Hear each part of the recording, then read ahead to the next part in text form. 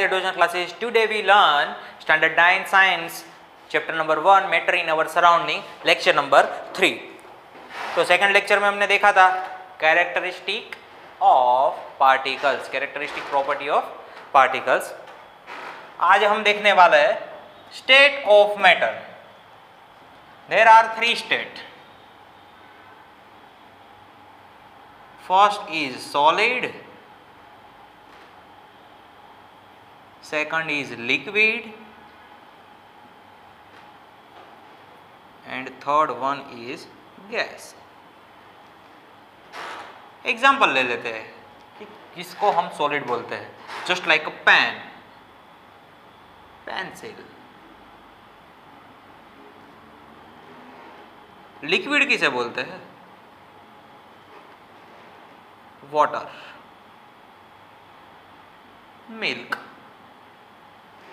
Gas, तो gas का हम एग्जांपल ले सकते हैं ऑक्सीजन, कार्बन डाइऑक्साइड, हमारी एयर जो हवा. These 3 are example of gas. तो आज हम डिटेल्स में बात करने वाले हैं सबसे पहले सॉलिड की.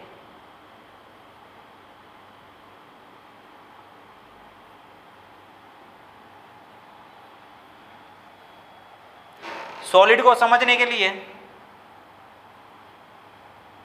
एक्टिविटी 1.9. तो एक्टिविटी 1.9 में क्या दिया हुआ है कि आपको पेन, पेंसिल, बुक, स्ट्रिंग, उस हिसाब से कोई भी आप सॉलिड एग्जांपल ले सकते हो. क्या आप पेन का जो स्केच है वो अपने ड्राइंग पेपर पे बना सकते हो? पेंसिल का स्केच बना सकते हो? बुक आप ड्रॉ कर सकते हो, आप स्केच कर सकते हो अपने ड्राइंग पेपर पे? तो आप कहेंगे कि हाँ, हम इजीली ड्रॉ कर सकते हैं. क्या आप सबसे छोटी नीडल का स्केच बना सकते हो? हाँ, आप बना सकते हो. मतलब यस, ऑल आर स्केच.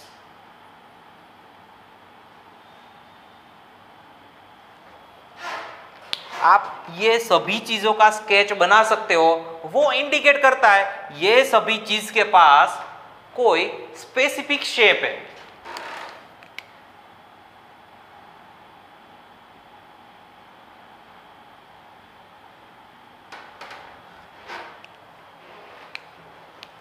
दूसरी बात, आप कोई पेन लो और पेपर पे रखो और बाद में आपको बोला जाता है कि ये पेन की आसपास आप बाउंड्री ड्रॉ करो. तो क्या आप ड्रॉ कर सकते हो?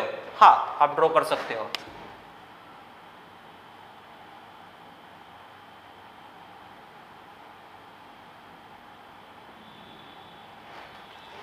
आप इजीली बाउंड्री ड्रॉ कर सकते हो. पेंसिल के आसपास इजीली कर सकते हो. बुक होती है, बुक के आसपास भी आप बाउंड्री कर सकते हो.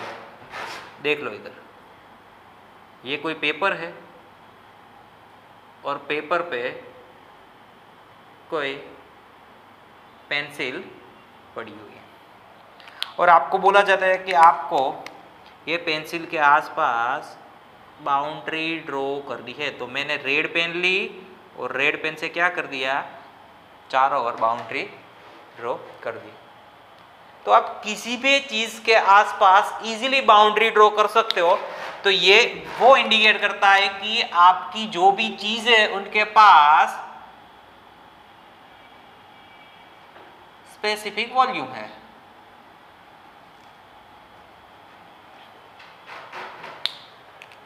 और मैं आपको बोलता हूं कि आप ये सारी चीज पर हैमरिंग करो.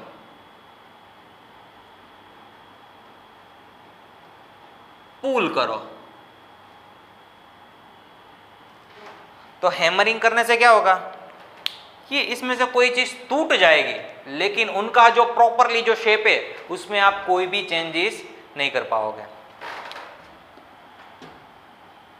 कि थिंग्स आर ब्रोकन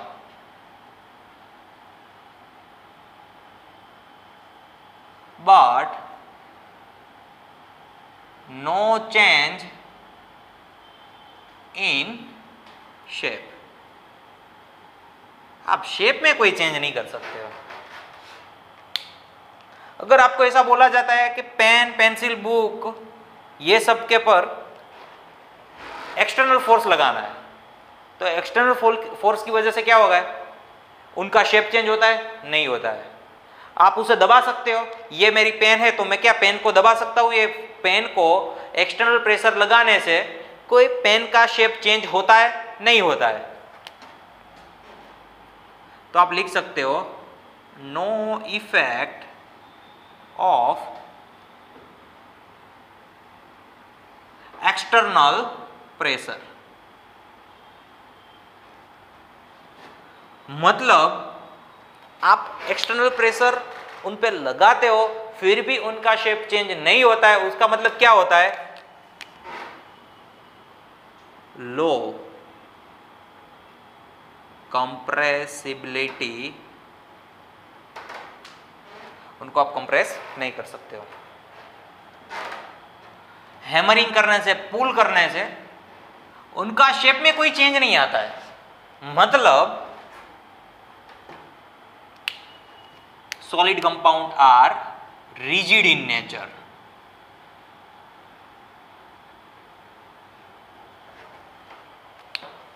तो ये साइड में लिखी हुई है ना, specific space, specific volume, things are broken but no change in shape, मतलब कि rigid in nature, low compressibility, that all are characteristic of our solid compound. आप इसको प्रॉपर्टी भी बोल सकते हो।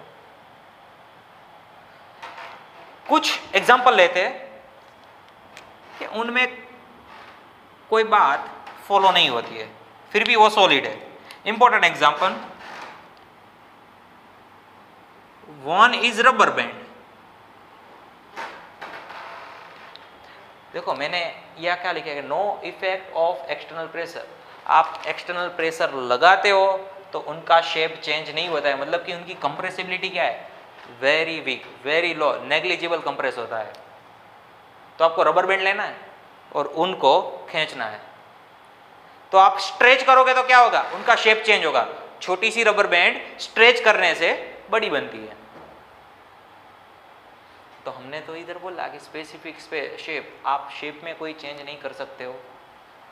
तो रबर बैंड को आप खींचते हो तो वो तो बड़ी होती है। तो क्या रबर बैंड सॉलिड में आती है? हाँ आती है। रबर बैंड खींचने से बड़ी होती है और आप अपना एक्सटर्नल प्रेशर रिमूव करते हो तो वो अपना शेप रीगेन करती है, वो अपने ओरिजिनल शेप में वापस आ जाती है।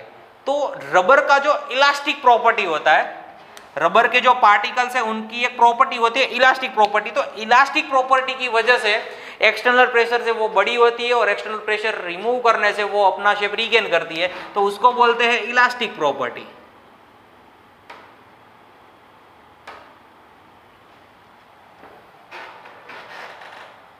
अगर रबर बैंड को और ज्यादा प्रेशर लगाते हो तो ये रबर बैंड टूट सकती है, लेकिन नॉर्मल प्रेशर से वो बड़ी होगी और एक्सटर्नल प्रेशर रिमूव करने से वो अपना शेप रीगेन करती है, फिर भी वो है तो सॉलिड ही। दूसरी बात करते हैं हम सॉल्ट और शुगर। तो सॉल्ट और शुगर का शेप क्या है? तो हम बोल सकते हैं शेप सेम एज जार।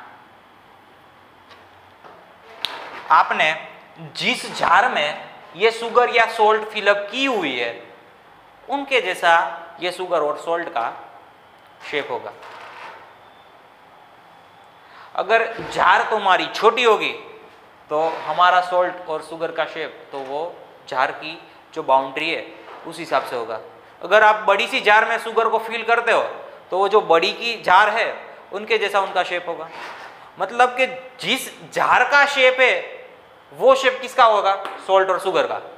तो हमने तो इधर बोला कि स्पेसिफिक शेप, बराबर है, हम फिक्स शेप भी बोल सकते हैं कि उनका जो शेप होता है वो फिक्स होता है। तो इसमें तो ये शेप वाला रूल्स है वो फॉलो नहीं होता है, फिर भी सॉल्ट और शुगर है वो सॉलिड ही है। तो समझने की बात ये है कि आप ये सॉल्ट और शुगर को किसी भी जार में फिलअप करो, लेकिन जो सॉल्ट और शुगर के छोटे छोटे पार्टिकल है ना, उनका साइज चेंज नहीं होगा, चाहे जार छोटी हो या भले, चाहे जार बड़ी हो या भले। छोटी सी जार में भी जो शुगर का जो मॉलिक्यूल्स है, शुगर का जो पार्टिकल है, शुगर का जो क्रिस्टल है, वही सेम एज बड़ी जार में फिलअप करने से वो जो उनका क्रिस्टल साइज है ना वो चेंज नहीं होता है। तीसरी बात करते हैं हम स्पंज।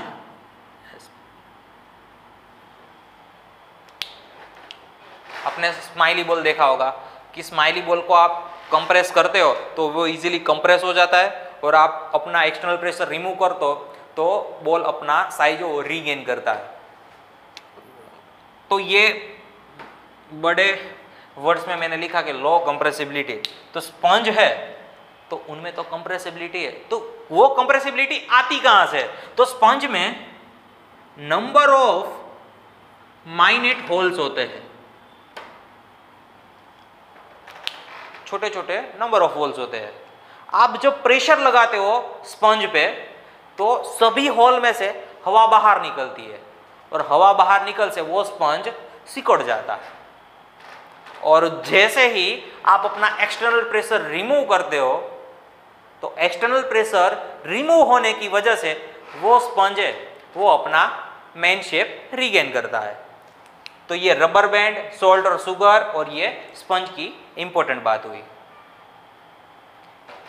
ध्यान से रखो, रबर बैंड, सॉल्ट और स्पंज है तो सॉलिड ही, लेकिन कुछ प्रॉपर्टी ऐसी है, उनकी बनावट कुछ ऐसी है कि उनका जो ओरिजिनल शेप है और इनकी जो इलास्टिक प्रॉपर्टी है वो कहीं कभी स्केच, बाउंड्री, हैमरिंग करने से जो प्रॉपर्टी मिलती है सॉलिड की उनके साथ फिट नहीं बैठते। तो इसी वजह से रबर बैंड, सॉल्ट और शुगर, स्पंज हमारे लिए सॉलिड ही है। तो ये 3 एग्जाम्पल थे।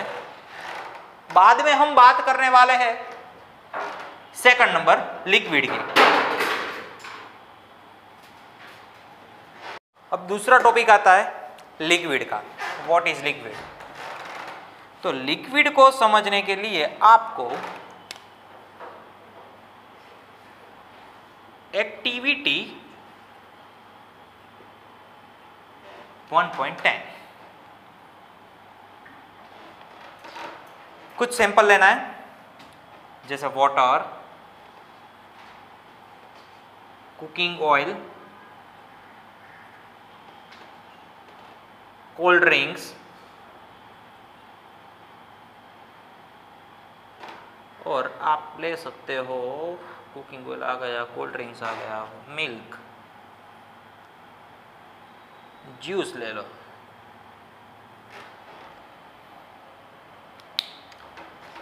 आप केमिस्ट्री लेबोरेटरी में गए हो तो आपको मालूम होगा कि केमिस्ट्री लैब में आरबीएफ होता है, कॉनिकल फ्लास्क होता है, मेजरिंग सिलेंडर होता है, सभी का जो शेप होता है वो पूरी तरह से क्या होता है, डिफरेंस होता है। ये आरबीएफ है, राउंड बॉटम फ्लास्क, उनका जो बॉटम शेप होता है वो राउंड होता है। ये हमारा कॉनिकल फ्लास्क और ये है हमारा मेजरिंग सिलेंडर।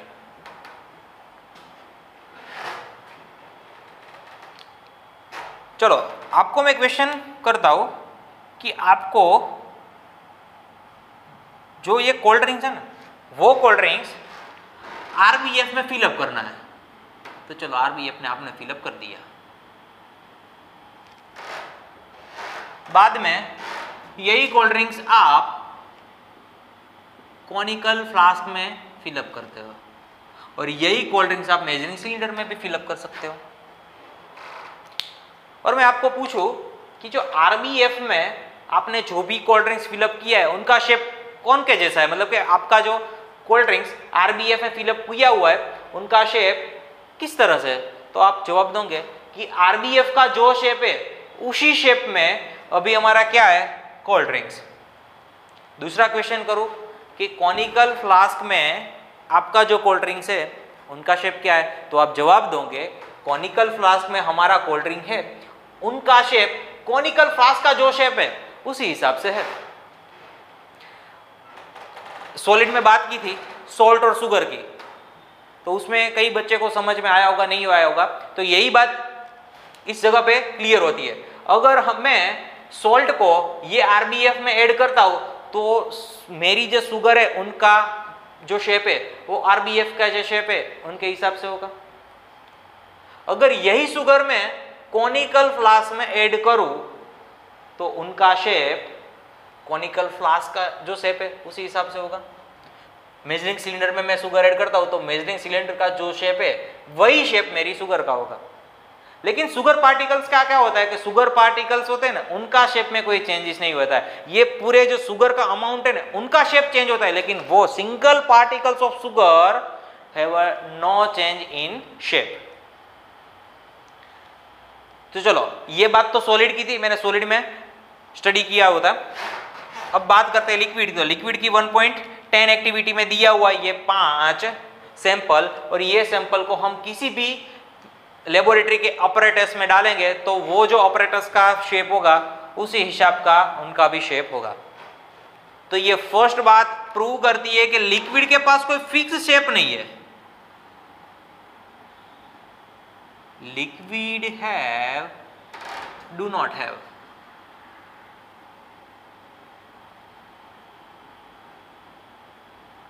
Fix shape.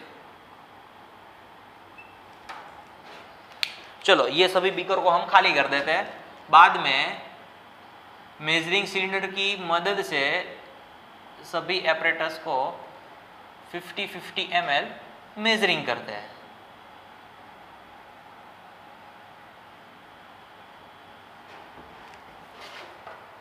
और मार्कर की उपयोग से हम माप देते हैं, निशान बना देते हैं कि अगर आरबीएफ में कोई भी लिक्विड यहां तक फिल करेंगे हम तब 50 ml होगा।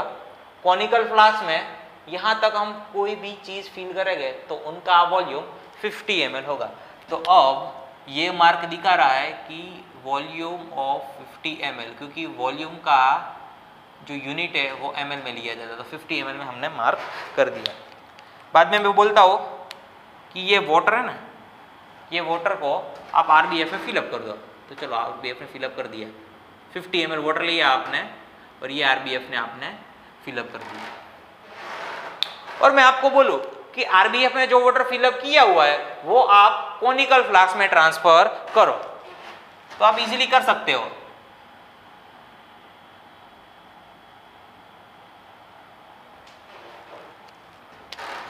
तो ये वाटर था कॉनिकल आरबीएफ में, वो हमने ट्रांसफर किया कॉनिकल फ्लास्क में। आरबीएफ ने कितना ml वाटर लिया था, 50 ml।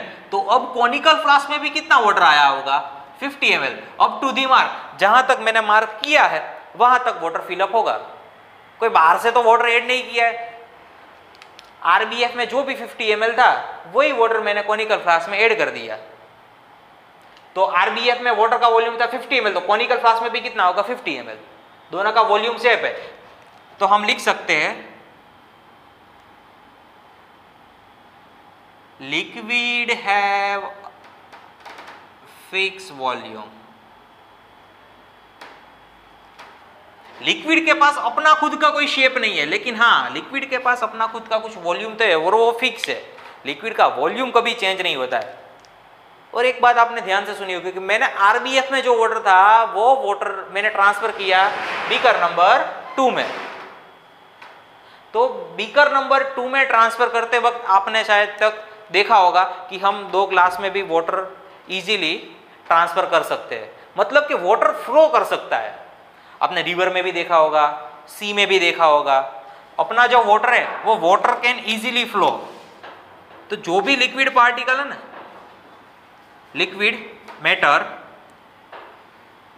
इजीली फ्लो कर सकते हैं। लिक्विड इजीली फ्लो, उनके पास एक अपना खुद का एक फ्लो नेचर होता है। फर्स्ट एक्टिविटी देखी थी एक्टिविटी 1.1, उसमें देखा था कि मैंने वाटर लिया था, मतलब कि एक लिक्विड फॉर्म लिया था, उसमें मैंने ऐड किया था सॉल्ट। तो जो भी सॉल्ट है ना वो इजीली मिक्स हो जाता है। अगर आप कोई कोल्ड ड्रिंक्स लेते हो और उसमें वाटर भी आप ऐड कर सकते हो, मतलब कि सॉलिड और लिक्विड दोनों लिक्विड के साथ इंटरमिक्सिंग हो सकते हैं। क्यों? क्योंकि लिक्विड के जो दो पार्टिकल्स है उनके बीच थोड़ी थोड़ी स्पेस होती है, वो हमने देखा था कैरेक्टरिस्टिक ऑफ पार्टिकल्स में।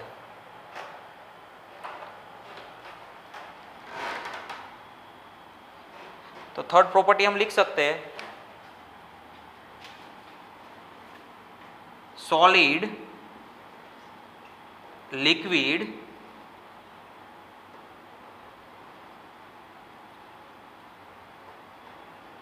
And gas easily diffuse into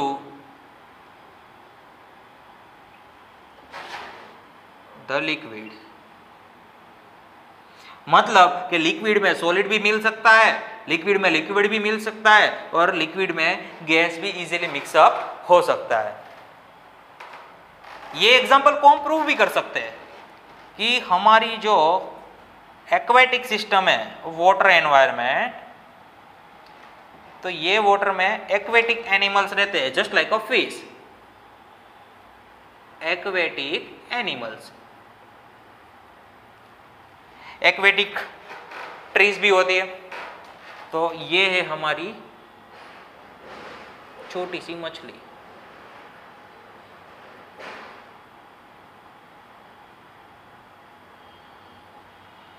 ये जो एक्वेटिक एनिमल है ये कुछ छोटे बहुत ट्रीज और प्लांट भी हो गए। प्लांट लिख सकते हैं, चलो प्लांट। तो आपको भी शायद पता होगा कि मछली को और प्लांट को जिंदा रहने के लिए, अपना फूड बनाने के लिए, प्लांट को अपना खुद का फूड बनाने के लिए ऑक्सीजन की जरूरियत होती है, कार्बन डाइऑक्साइड की भी जरूरियत होती है। तो ये ऑक्सीजन कार्बन डाइऑक्साइड कहाँ से आएगा? तो जो एनवायरनमेंट में कार्बन डाइऑक्साइड है, ऑक्सीजन है, वो वाटर में इजीली डिफ्यूज हो जाता है। तो ये जो एक्वेटिक एनिमल है, ये प्लांट है, वो कौन सा ऑक्सीजन कार्बन डाइऑक्साइड यूज करते हैं? वो ये कार्बन डाइऑक्साइड ऑक्सीजन यूज करते हैं जो हमारे पानी में डिफ्यूज हुआ है, एनवायरनमेंट में से इजीली डिफ्यूज होता है। तो दोस्तों नेक्स्ट बात करनी है गैस की। गैस की बात करने के बाद ये जो हमारा स्टेट ऑफ मैटर है वो फिनिश होगा, ये टॉपिक फिनिश होगा। तीसरा टॉपिक, चौथा टॉपिक स्टार्ट होगा। तो बात करते हैं गैस की।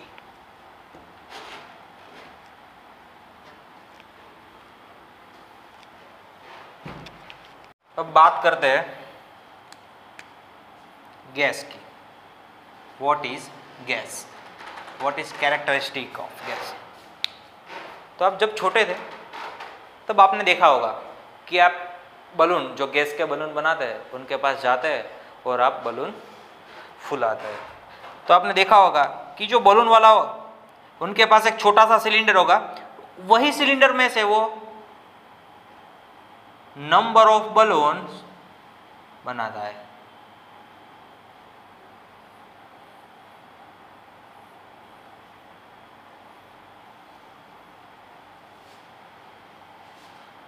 These all are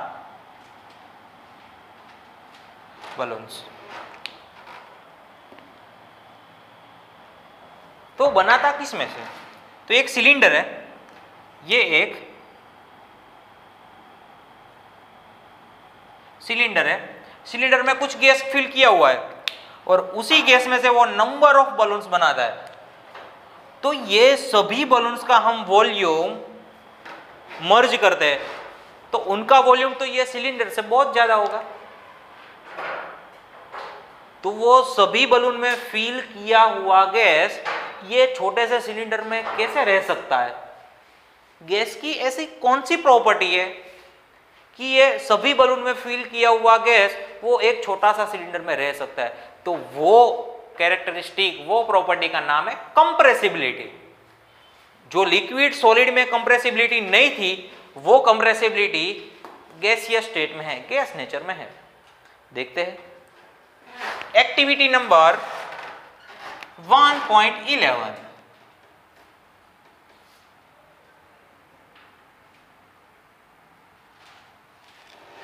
आपको 3 सीरीज लेनी है, फर्स्ट, सेकंड और थर्ड।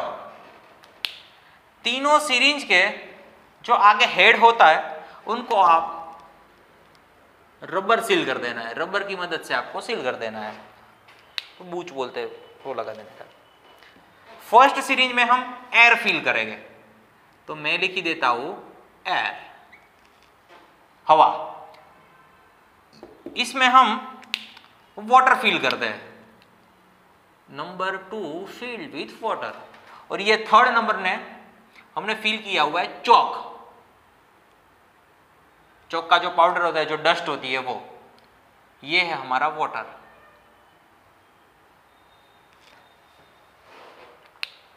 बाद में आपको ये तीनों पिस्टन, फर्स्ट, सेकंड और थर्ड, उनको प्रेस करना है, दबाना है। तो कौन सा पिस्टन सबसे ज्यादा मूव करता है? तो आप जवाब दोगे फर्स्ट, जिसमें हमने एयर फिल की हुई है, वो पिस्टन सबसे ज्यादा नीचे जाएगा। क्यों? क्योंकि एयर है वो हमारा गैस पार्टिकल्स है। एयर जो है वो गैसियस पार्टिकल से बनी हुई है, मतलब कि गैसियस पार्टिकल के पास कंप्रेसिबिलिटी है। तो गैसियस स्टेट की first characteristic, guys have a compressibility.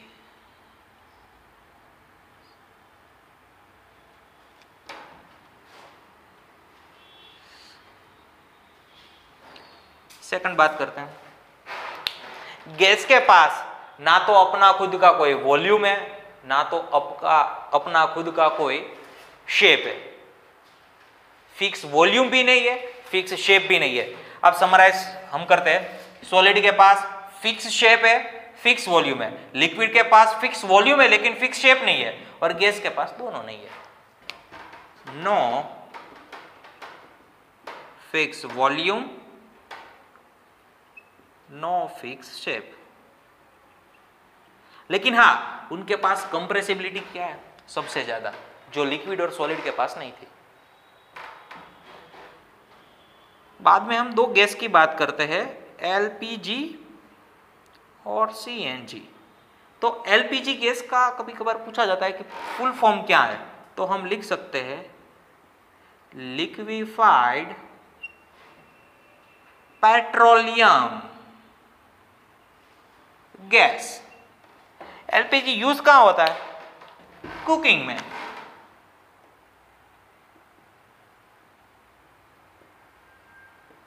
हमारे वहां जो रेड बोतल्स आती है, गैस की बोतल, उसमें एलपीजी फिलअप किया हुआ था। अब बात करते हैं सीएनजी की। तो सीएनजी का फुल फॉर्म क्या है? कंप्रेस्ड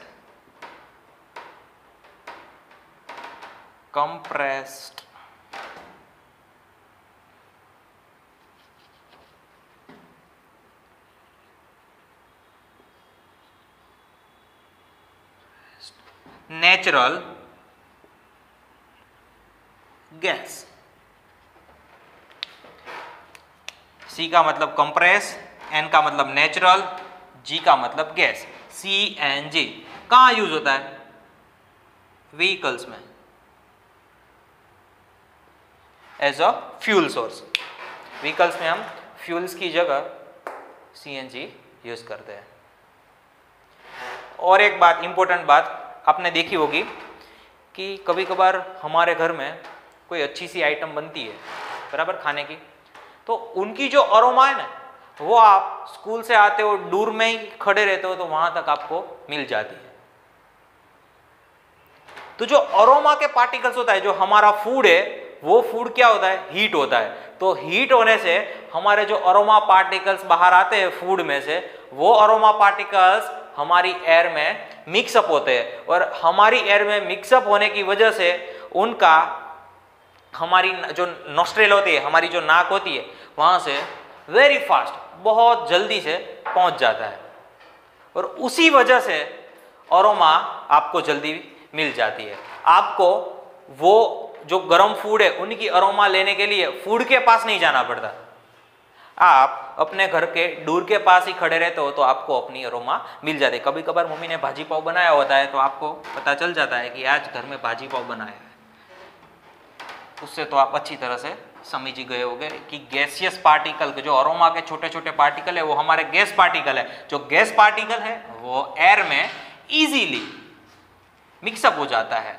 डिफ्यूज हो जाता है, और हमारे नॉस्ट्रल में पहुंचता है और हमें अच्छी सी स्मेल देता है।